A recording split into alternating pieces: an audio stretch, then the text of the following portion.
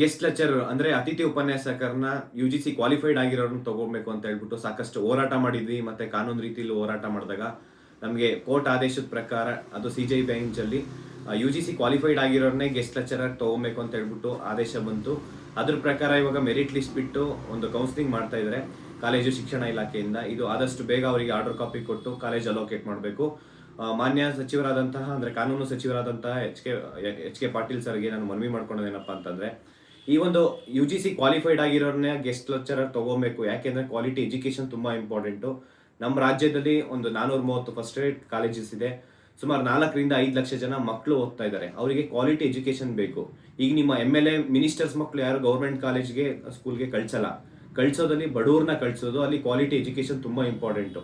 ನೀವೇನಾದ್ರೂ ನಾನ್ ಕ್ವಾಲಿಫೈಡರ್ನ ನೀವು ಕಂಟಿನ್ಯೂಷನ್ಸ್ ತಗೋಬೇಕು, ಇಲ್ಲ ಬೇರೆ ಏನಾದರೂ ಆಲ್ಟರ್ನೇಟಿವ್ ರೂಲ್ ತಗೋಬೇಕು, ಇಲ್ಲ UGC ರೂಲ್ಸ್ನ ವೈಲೇಟ್ ಮಾಡಬೇಕು. ಮತ್ತೆ ಕಾನೂನು ಏನೋ ಕೋರ್ಟ್ ಆದೇಶ ಬಂದಿದೆಯಲ್ಲ, ಕೋರ್ಟ್ ಆದೇಶ ಮೀರಿ ನೀವೇನಾದ್ರೂ ಮಾಡ್ತೀವಿ ಅಂತಂದ್ರೆ ಸುಮಾರು 20,000 ಜನ ನೆಟ್ಟು ಸ್ಲೆಟ್ಟು ಮತ್ತೆ PhD ಹೋಲ್ಡರ್ಸ್ ಇದ್ದಾರೆ.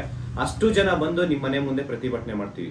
ಯಾವುದೇ ಕಾರಣಕ್ಕೂ ಮನೆಯ ಸಚಿವರಾದಂತಹ ಎಚ್ ಕೆ ಪಾಟೀಲ್ ಸರ್ ಆಗಿರ್ಬೋದು, ಮತ್ತೆ ಮಿನಿಸ್ಟರ್ ಸಚಿವರು, ಉನ್ನತ ಶಿಕ್ಷಣ ಸಚಿವರಾದಂತಹ MC ಸುಧಾಕರ್ ಆಗಿರ್ಬೋದು, ಮುಖ್ಯಮಂತ್ರಿ ಸಿದ್ದರಾಮಯ್ಯ ಸರ್, ನಿಮ್ಮ ಮನೆ ಮುಂದೆನೂ ನಾವು ಯಾವುದೇ ಕಾರಣಕ್ಕೂ ಬಿಡಲ್ಲ. ಕ್ವಾಲಿಟಿ ಎಜುಕೇಶನ್ ತುಂಬಾ ಇಂಪಾರ್ಟೆಂಟು. ಕ್ವಾಲಿಟಿ ಎಜುಕೇಶನ್ಗೋಸ್ಕರ ಮಕ್ಕಳಿಗೆ ಸಾಕಷ್ಟು ಹೋರಾಟ ಮಾಡಿ UGC ಕ್ವಾಲಿಫೈಡ್ ಆಗಿರೋ ನೆಟ್ಟು ಮತ್ತೆ ಸ್ಟೆಟ್ಟು PhD ಹೋಲ್ಡರ್ಸ್ಗೆ 20,000 ಜನ ನಮ್ಮ ಕರ್ನಾಟಕದಲ್ಲಿ ಅಪ್ಲಿಕೇಶನ್ ಹಾಕಿದ್ದಾರೆ. ಅದರಲ್ಲಿ ಇವಾಗ ಮೆರಿಟ್ ಲಿಸ್ಟ್ ಬಿಟ್ಟು ಒಂದು ಕೌನ್ಸಿಲಿಂಗ್ ನಡೀತಾ ಇದೆ. ಅವ್ರಿಗೆ ಆದಷ್ಟು ಬೇಗ ನೀವು ಫಿಲ್ ಮಾಡ್ಕೊಬೇಕು. ಇಲ್ಲ ಅಂತಂದ್ರೆ ನಮ್ಮ ರಾಜ್ಯಾದ್ಯಂತ ನಾವು ಪ್ರತಿಭಟನೆ ಮಾಡ್ತೀವಿ. ಯಾವುದೇ ಕಾರಣಕ್ಕೂ ಸುಮ್ಮನೆ ಬಿಡಲ್ಲ. ಇವಾಗ ನೀವು ಒಂದು ಕೆಸೆಟ್ ಮತ್ತೆ ನೆಟ್ ಎಕ್ಸಾಮ್ಸ್ ಕ್ಲಿಯರ್ ಮಾಡಬೇಕು ಅಂತಂದ್ರೆ ಅದು ಅಷ್ಟು ಈಸಿ ಇಲ್ಲ. ಒಂದು ಪಕ್ಷ PhD ಸರ್ಟಿಫಿಕೇಟ್ನ ನೀವು ದುಡ್ಡು ಕೊಟ್ಟು ಫೇಕ್ ಸರ್ಟಿಫಿಕೇಟ್ ತಗೊಬೋದು, ಆದರೆ ನೆಟ್ಟು ಮತ್ತೆ ಕೆಸೆಟ್ ಎಕ್ಸಾಮ್ಸ್ ಪಾಸ್ ಮಾಡೋದು ಅದು ಎಷ್ಟು ಈಸಿ ಇಲ್ಲ. ಅದರಲ್ಲೂ ಈ ಕಾಲೇಜಿಗೆ ಹೋಗೋಂಥ ಮಕ್ಕಳು ಯಾರು ಶ್ರೀಮಂತರು ಇರಲ್ಲ, ಎಲ್ಲ ಬಡವರು ಇರೋದು. ಬಡವರು ಮಕ್ಕಳು ಕ್ವಾಲಿಟಿ ಎಜುಕೇಶನ್ಸ್ ಬೇಕು ಅಂತಂದ್ರೆ ಅಲ್ಲಿ ಕ್ವಾಲಿಟಿ ಲೆಕ್ಚರರ್ ಇಂಪಾರ್ಟೆಂಟು. ಲೆಕ್ಚರರ್ ಅಂದ್ರೆ ನೆಟ್ಟು ಸ್ಟೆಟ್ಟು ಮತ್ತೆ PhD ಹೋಲ್ಡರ್ಸೇ ತುಂಬಾ ಇಂಪಾರ್ಟೆಂಟ್. ಅವ್ರನ್ನೇ ನೀವು ತಗೋಬೇಕು. ಮುಂದೆ ಯಾವುದೇ ಇದಿರ್ಬೋದು ಗೆಸ್ಟ್ ಫ್ಯಾಕಲ್ಟೀಸ್ ಆಗಿ ಅದನ್ನ ಕಂಟಿನ್ಯೂಷನ್ಸ್ ಆಗುತ್ತೆ. ಯಾಕೆಂದ್ರೆ ಕೋರ್ಟ್ ಆದೇಶನ ಯಾವ ಸಚಿವರು ಮೀರಕ್ಕಾಗಲ್ಲ, ಯಾವ CM ಮೀರಕ್ಕಾಗಲ್ಲ, ಯಾವ PM ಮೀರಕ್ಕಾಗಲ್ಲ.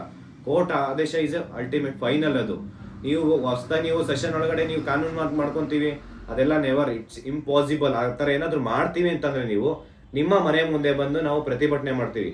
ಯಾವುದೇ ಕಾರಣಕ್ಕೂ ಈ ಒಂದು UGC ಕ್ವಾಲಿಫೈಡ್ ಆಗಿರೋಂಥ ಅಭ್ಯರ್ಥಿಗಳಿಗೆ ಅನ್ಯಾಯ ಆಗೋದಕ್ಕೆ ನಾವಂತೂ ಬಿಡಲ್ಲ. ಈಗ ಆಲ್ರೆಡಿ ಸಾಕಷ್ಟು ಹೋರಾಟ ಮಾಡ್ತೀವಿ. ಈ ಹೋರಾಟ ನಾವು 11ನೇ ತಾರೀಕು ಬೆಳಗಾವಿ ಒಂದು ಅಧಿವೇಶನ ಇದೆ, ಅಲ್ಲೂ ಅಷ್ಟೇ ನಾವು ಅನಿರ್ದಿಷ್ಟಾವಧಿ ಹೋರಾಟ ಮಾಡ್ತೀವಿ. ನೇಮಕಾತಿ ಪ್ರಕ್ರಿಯೆ ಪ್ರಾರಂಭ ಮಾಡಬೇಕು ಮತ್ತೆ ವಯೋಮಿತಿ ಹೆಚ್ಚಿಸ್ಬೇಕಂತೇಳಿ ಅದರಲ್ಲಿ ಇದು ಒನ್ ಆಫ್ ದಿ ಡಿಮ್ಯಾಂಡ್ ಇರುತ್ತೆ. ಯಾವುದೇ ಕಾರಣಕ್ಕೂ ನಾವು ಬಿಡಲ್ಲ. ಇದು ಹೋರಾಟ ಮಾತ್ರ UGC ಕ್ವಾಲಿಫೈಡ್ ಆಗಿರೋರಿಗೆ ಅವ್ರ ಪರವಾಗಿ ನಾವು ಮೊದಲಿಂದ ಹೋರಾಟ ಮಾಡ್ತೀವಿ. ಇವಾಗೂ ಅಷ್ಟೇ ಈ ಕೂಡಲೇ ಅವರಿಗೆ ನೀವು ತಗೋಬೇಕಿಲ್ಲ ಅಂದ್ರೆ ಕಂಟೆಂಪ್ಟ್ ಹೋಗಿ ಯಾರ್ಯಾರು ಇದರಲ್ಲಿ ಇನ್ವಾಲ್ವ್ಮೆಂಟ್ ಇದ್ರ ಅಷ್ಟು ಜನಕ್ಕೆ ಜೈಲಿಗೆ ಕಳಿಸ್ಬೇಕಾಗುತ್ತೆ. ಥ್ಯಾಂಕ್ ಯು, ನಮಸ್ಕಾರ.